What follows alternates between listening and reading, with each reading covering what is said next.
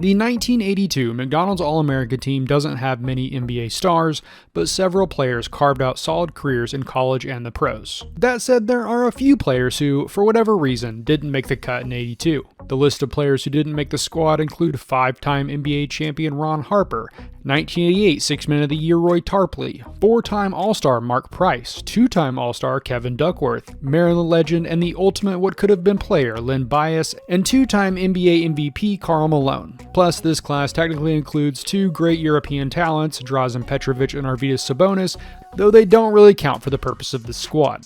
Either way, those guys didn't make it, so let's get on to the players who were McDonald's All-Americans in 1982. Ken Barlow. Barlow went to Notre Dame to play college ball and was a solid contributor during his freshman season. As a sophomore, the 6'10 center helped guard Tom Sluby lead the team to a runner-up finish at the 1984 NIT. Over his final 2 seasons as a member of the Fighting Irish, Barlow averaged nearly 15 points and 6 boards while leading the team to back-to-back NCAA tournament appearances alongside David Rivers. Barlow was then selected with the 23rd pick in the '86 draft by the Lakers, but was traded to the Hawks soon after. Before the season started, Barlow and Rivers were riding in a van after a summer job. Barlow swerved to avoid oncoming traffic and the car ended up in a ditch. While Barlow only received minor injuries, Rivers had a life-threatening cut on his stomach. Thankfully, he recovered to play during that college season, but Barlow would head overseas to play in Italy. Barlow never played in the NBA, but had a very successful pro career overseas. He won championships all over the world, including the 1987 EuroLeague, 1992 Greek League, and an Israeli League three-peat in the late 80s. Barlow retired in 2002 after 16 years of pro ball. He has 2 sons who both also played college ball, Kelsey at Purdue and UIC, and Keenan at Indiana State and Tiffin. Nowadays, he's working as a minister in Indianapolis. Benoit Benjamin. Big Ben would take his 7-foot frame to Crichton for college ball. He was a double-digit scorer from the jump, pumping in 15 points, nearly 10 boards, and 3.4 blocks as a freshman. He continued to get better over his next 2 seasons, dropping 21.5 points, 14 boards, and over 5 blocks a night as a junior. Benjamin decided to skip his senior season and jump to the NBA, where he was selected 3rd overall by the Clippers in the '85 draft. Big Ben continued to be something of a force, averaging 11 points, 7.6 rebounds, and 2.6 blocks as a rookie. He would continue to post solid rate numbers, but his work ethic and drive were often under question. During a game in 1988, Dick Vitale famously called him, quote, an absolute flat-out disgrace to everyone that's ever worn a basketball uniform. That said, the talent was there, and Benjamin would carve out a 15-year NBA career, averaging 11 points, 7 boards, and 2 blocks. However, it has to be said that most of his stats were relatively empty, as he only played for teams with a winning record a few times. He then played for a few seasons overseas before retiring for good in 2001. Since then, he's mostly faded out of the public eye, though he was involved in the Jason Williams murder trial in 2004. After that, he's popped up on a few podcasts, but I haven't found anything else of note. Kerry Boagni. First of all, apologies if I've mispronounced that name. I've been unable to find anyone saying it correctly. Anyways, Boagni tore up the high school circuit in Los Angeles, California, and would head to Kansas for college ball. He was dropping 14 points a night as the Jayhawks' second leading scorer as a freshman, but then Larry Brown took over ahead of his sophomore season. A few games into the year, Brown benched the 6'8 forward and he left the university, transferring to Cal State Fullerton. He would again become a double-digit scorer over his last 2 years, though he never quite eclipsed that freshman season. The Jazz selected him with the 107th pick in the '86 draft, but he never played in the NBA. Instead, he'd head to New Zealand where he became an NBL star. Over around a decade, he made the All-Star 5 team 4 times and was named NBL Most Outstanding Forward 3 times, won the NBL scoring crown twice, and helped the Wellington Saints to the 1988 NBL championship. He'd also win a championship in New Zealand's second-tier division in 1999 as his career wound down. During that time, he also got married to the former captain of the New Zealand women's national basketball team, and the two had a daughter named Tessa, who also played at the pro level in New Zealand. It looks like he's back in the US working in security as of 2024. Dell Curry. In addition to being a star guard in high school, Curry was drafted by the Texas Rangers in the 1982 MLB draft as a pitcher. He turned that down to head to Virginia Tech to play college ball. He was a day one starter, putting up 14.5 points, 3 assists, and nearly 2 steals a game as a freshman. Those numbers would continue to grow over his career, culminating with 24 points, 4 assists, and 2.6 steals a night as a senior. Curry made the All-Metro team 3 times, won the Conference Player of the Year in 1986, and was a second-team All-American as a senior. He also played for the Hokies baseball team, compiling a 6-1 career record. Curry was selected 15th overall by the Jazz in the '86 draft. It took until his second season, after a trade to the Cavs, for him to really start going, but Curry carved out a 16-year career in the NBA as a bucket getter off the bench. Once the Hornets selected him in the 1988 expansion draft, he was a perennial Sixth Man of the Year contender, winning the award in 1994. He'd wind down his career with the Bucks and Raptors, retiring after the 2002 season. After that, he dabbled in coaching before joining the Hornets broadcast team in 2009. Of course, he's most known for his two sons, Steph and Seth. Both were able to follow in his footsteps and play in the NBA, though Steph is obviously a bit better than his dad and brother, as one of the best players in NBA history. Willie Cutts. Cutts stuck to Arkansas for college ball, joining Eddie Sutton's Razorback squad. He played sparingly during his first 2 seasons with the team, but everything came to a head during a 29-point win over Eastern Tennessee. Sutton took Cutts out of the game after a miss, and the two got into it on the bench, and Cutts walked off the court. Following the game, Sutton said Cutts would never play for the team again, and the guard would eventually transfer to Arizona State. He'd play there for 1 year before falling out of the public eye. I haven't been able to track down anything official, but I've seen a few people online claim that he's run into several legal issues over the years. If you have any info, please share it below. Brad Daugherty. After dominating the North Carolina high school scene, Daugherty kept it local and headed to UNC to play under Dean Smith. There, he'd become one of the greatest big men in the program's long history, despite being only 16 when he first stepped on campus. During his 4 years in school, Daugherty was a double-double machine, making the All-ACC team twice and the All-American team in 1986. While he never won a title, his teams never finished lower than the Sweet 16. Daugherty was then drafted with the number 1 pick by the Cavs in the '86 draft. He dropped nearly 16 points and 8 boards as a rookie, making the all-rookie team. He'd grow into a walking double-double very quickly while making 5 All-Star teams. Unfortunately, by the time he turned 28, his career was essentially over due to lingering back issues. That said, he retired as the Cavs' all-time leading scorer in just 8 years. LeBron would eventually break that record, but it was clear that Daugherty was a stud when healthy. After hanging him up, Daugherty would enter the world of NASCAR racing as an owner. He continues to live in that world as of 2024, but has also done some work as a broadcaster with the Cavs. Johnny Dawkins. Dawkins would head to Duke for college ball and quickly became a star. He averaged 18 points as a freshman, and that number only went up, culminating in over 20 points a night as a senior. Until J.J. Redick came around, he was the Dukies' all-time leading scorer. Dawkins made the All-ACC team all 4 years and was first-team All-American twice and won the Naismith Player of the Year in 1986. Pooh was then drafted 10th overall by the Spurs in the '86 draft. He continued to pour in buckets as a double-digit scorer for 6 of his 9 NBA seasons and participated in the 1987 dunk contest. Various injuries kept him from being a consistent everyday starter, but he played well when healthy. He'd retire after the '95 season and jumped into coaching as a longtime assistant at Duke. In 2008, Dawkins was made the head coach at Stanford and won 2 NIT titles. In 2016, he became the head coach at UCF, a position he still holds as of 2024. Bruce Douglas.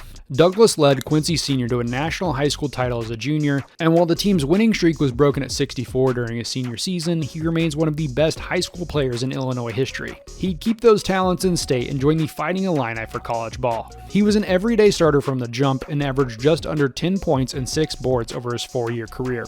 However, the guard's biggest contributions came on the defensive end, as he picked up back-to-back Big Ten Defensive Player of the Year awards in '85 and '86. He also made several All-Big Ten teams and slid onto the All-American roster in 1984. Douglas was selected 57th overall by the Kings in the '86 draft, but only played in 8 games during his NBA career. He'd spent some time in the CBA, but had left the game by the end of the '87 season and moved into the business world. Roger Harden. Harden would take his talents to Kentucky. The 6'1" guard played sparingly as a freshman, but became a regular contributor during his sophomore year. That said, he was more of a distributor than anything else. By his senior season, Harden was averaging 7 points and 6 assists while making the All-SEC third team. He was then drafted 115th overall by the Lakers in the '87 draft, but never played in the league.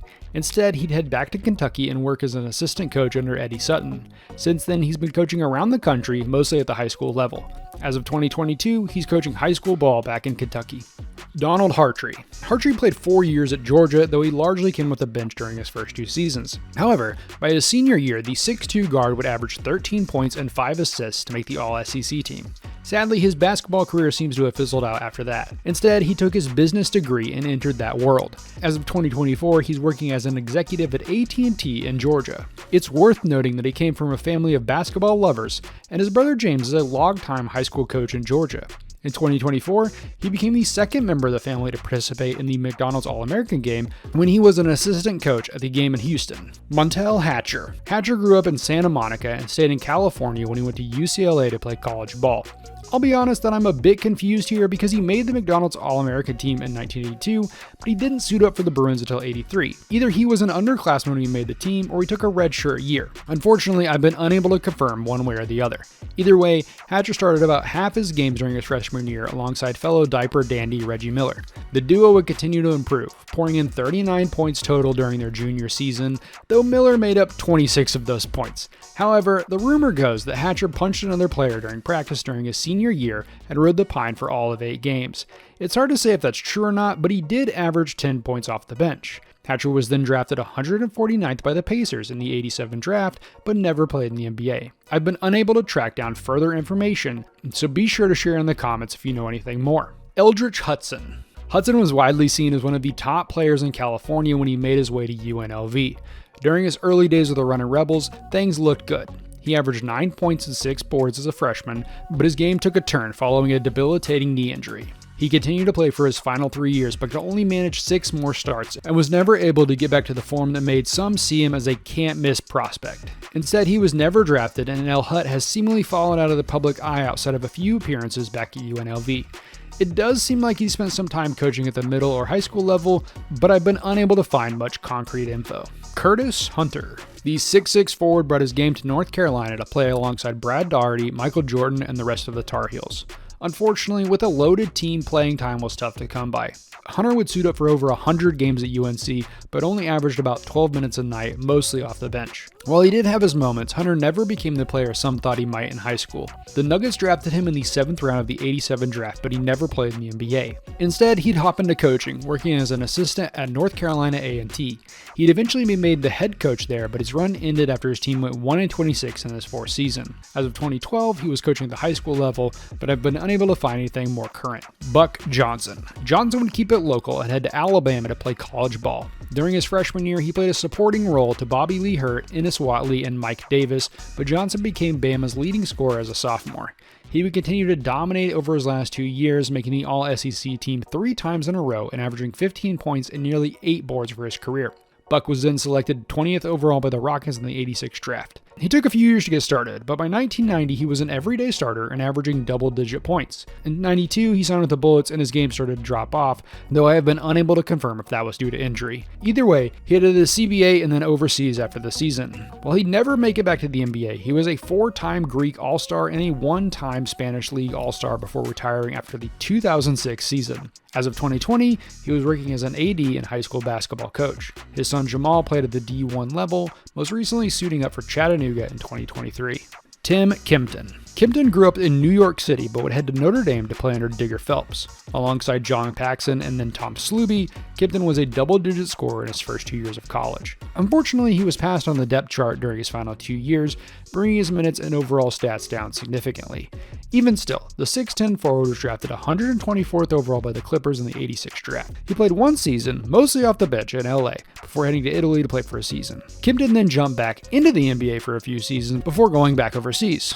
He would essentially continue that cycle until 1998 when he retired after playing nearly 300 NBA games, averaging 4.5 points a night. He has since spent 22 years working for the Suns radio broadcast team. His son, Tim Kempton Jr., played at Lehigh for college ball before spending a few years playing overseas. Brad Lohaus. Lohaus was born in Minnesota but made his name as a high school star in Arizona. For college, he would head to Iowa to play under Lou Olson. Unfortunately for him, he'd only get 1 season under the legendary coach before Olson, somewhat ironically, left to coach at Arizona. Lohaus would stick around for 4 seasons, taking a red shirt at 84-85, and eventually grow into an everyday starter for the Hawkeyes. As a senior, he dropped 11 points and nearly 8 boards a night, which was good enough for the 6'11 forward to be drafted 45th overall by the Celtics in 1987. Big Bird was never a star, but he did have a long career in the NBA, suiting up for 656 games across 8 teams. The bulk of those games were played in Milwaukee in the early 90s, when Q-Tip had the best stretch of his career. In fact, it was during that time he'd make the NBA Jam roster as a member of the Bucks. He'd retire after the 98 season with career averages of 6 points and 3 rebounds. Since hanging him up, he's lived in Iowa working as a scout with the Spurs and in sales. Eventually, his sons would go on to play for the Northern Iowa Panthers, a D1 school. Ernie Myers. Myers grew up in New York City, but was recruited by Jim Valvano to play at NC State. As a freshman, he averaged 11 points and set an ACC freshman record when he dropped 35 on the road against Duke. Later that year, he helped the team to an NCAA championship win. His sophomore season was solid, but unfortunately for Myers, Nate McMillan would transfer in during his junior season and take a chunk of his playing time. Myers still averaged 9 points as a senior, but was never able to top that freshman season. He went undrafted after school and instead embarked on a career in sales. However, in 2006, he would shift to broadcasting and as of 2023 was working as a regular contributor for NC State's women's basketball team. Harold Pressley. Press grew up in the Bronx, but played high school ball in Connecticut. He'd signed with Villanova for college ball. It took a bit for summertime to get started, but he became a double-digit scorer as a sophomore. As a junior, he'd helped lead the team to an NCAA title. The next year, Pressley was named to the All-Big East team and was selected as the league's Defensive Player of the Year. He also once grabbed a triple-double with points, boards, and blocks against Providence. Pressley was then selected 17th overall by the Kings in the '86 draft. He would play with the team for 4 seasons, averaging 9 points and 4.5 boards for his NBA career. Then, Press would move overseas to play for several years in Spain and France. He would pick up back-to-back Liga ACB championships in '91 and '92 before retiring after the '95 season. Pressley then jumped into broadcasting for several years before joining the Kings as the Director of Player Development in 2007. I'm not sure if he's still working directly for the team, but he's definitely been involved in the local community as recently as 2023. His son Bryce also played at the D1 level at the University of Portland. Richard Rellford. Rellford might have made his mark in the Florida high school scene, but he would head to Michigan to play college ball. Over his 4-year career, Rellford would start nearly every game while averaging a hair under 10 points and 4 boards a night. He was then drafted 95th overall by the Pacers in the '86 draft. While he never played for the team, he did eventually latch on with the Spurs for a few games in '88 after a stint in the CBA. He would then head overseas, playing until 2000 with various teams. Over that long career, Rellford was named a Greek All-Star twice and led the league in scoring in 1993. It appears that in the years since then, he's done some coaching and podcasting while stationed back in his native Florida. Billy Thompson. The BT Express was born in New Jersey and played at Camden High School. However, he would elect to follow his former teammate Milt Wagner and play college ball at Louisville. He came off the bench for his entire freshman season, but became an everyday starter as a sophomore. He'd grow into a double-digit scorer and the team's leading rebounder as a junior and senior, while picking up 2 All-Metro Conference honors and helping the team win the 1986 NCAA title. He was then selected 19th overall by the Hawks in the '86 draft, but was immediately traded to the Lakers. While he mostly came off the bench in those first 2 seasons, he did win back-to-back NBA titles in '87 and '88, which means that he technically won 3 straight championships. In '88, he was plagued by injuries, and the Lakers decided not to protect him when he was selected by the Heat in the '88 expansion draft. He dropped double-digit points in his first 2 years with Miami, but struggled to stay healthy after that. Once the '92 season ended, he was out of the NBA. He'd play several seasons overseas before retiring after the '98 season. Nowadays, he seems to be working as a pastor in Florida. Wayman Tisdale. Tisdale was born in Texas but played high school ball at Booker T. Washington in Tulsa, Oklahoma. Growing up, he wasn't too interested in the game, preferring to play music instead. However, he grew to 6'9" and proved to be a dominant high school player. For college, he headed to Oklahoma and was an instant star. Tisdale made the All-American first team all 3 years of his college career while also winning 3 straight Big 8 Player of the Year awards. He averaged nearly 26 points and 10 boards at Oklahoma, proving that he was one of the best power forwards in the game by dropping 61 points against the UTSA in 1983. However, I will note that my father claims he once blocked a shot in a pickup game, and then Tisdale never let him touch the ball for the rest of the game. Moose was then selected with the 2nd pick in the '86 draft by the Spurs. Tisdale was never able to become an all-star level player, but he did carve out a successful 12-year career. He averaged 15 points and 6 boards, and his best season came in 1990 when he dropped 22 points and 7.5 boards with the Kings. After a few ho-hum seasons with the Suns in the mid-90s, Tisdale would retire and focus on music. By 2001, his album would climb to number 1 in the contemporary jazz charts. Sadly, in 2007, he was diagnosed with cancer in his knee. He underwent treatment but had part of his right leg amputated in 2008 due to his bone cancer. He would continue fighting but unfortunately passed away in 2009 due to complications from his treatment. Kerry Trotter. Trotter would take his talents to Marquette. During his first season, he came off the bench to average 5 points a night. As a sophomore, he had solidified his spot in the starting lineup and never averaged below 10 points and 4 boards over his last 3 years. As a senior, he dropped 14 points and 6 boards a night but went undrafted in the '86 draft. He would head overseas and play 5 years in Belgium, reportedly averaging nearly 30 points and winning the league's MVP twice. As of 2017, he was reportedly living in Milwaukee, where his daughter was putting up big numbers in the high school scene. Kenny Walker. Sky Walker grew up in Georgia, but decided to play high school ball for Kentucky. As a Wildcat, Sky was named to the All-SEC team 4 times and the All-American team twice. He also won SEC Player of the Year in '85 and '86. In short, the 6'8" forward was a star, dropping more than 20 points in both of his final 2 seasons. That would help him be selected with the 5th pick in the '86 draft by the Knicks. Sky averaged double-digit points in his first 2 years, but never took that next step forward toward being an All-Star. Instead, his career would basically fall off after winning the 1989 Slam Dunk Contest, largely because of persistent knee injuries. He'd spend some time overseas in the early 90s before joining the Bullets from 93 to 95. Walker then played a year in Japan before retiring and jumping into broadcasting. Efrem Winters. The MVP of the 1982 McDonald's All-American game, Winters went to Illinois alongside Bruce Douglas. His best season came as a sophomore when he averaged 15 points and 6.6 boards, but he was solid throughout his entire career. Winters ended his time with the Illini as the school's all-time leader in rebounds and 3rd best all-time scorer. Those rankings have since been passed, but it doesn't take away from his ability. Winters was then drafted 88th overall by the Hawks in the '86 draft, but never played in the NBA. He would try to catch on in the French League, but was again released and returned to his hometown of Chicago. As of 2009, he was working in construction. Steve Woodside. Woodside went to Oregon State for college ball. The 6'9" forward spent 3 seasons along AC Green, putting up solid numbers as the 2nd or 3rd option for the Beavers. His best season came as a junior, where he averaged nearly 13 points and 5 boards a night. While Jose Ortiz would take over as the team's main option during Woodside's senior season, he still poured in 10 points and 6 boards. The Pacers then made him the 141st pick in the '86 draft, but he never played in the NBA. I'm not 100% sure if this is accurate, but it looks like he then earned his MBA from Oregon and worked at Nike for over 20 years before becoming a business consultant.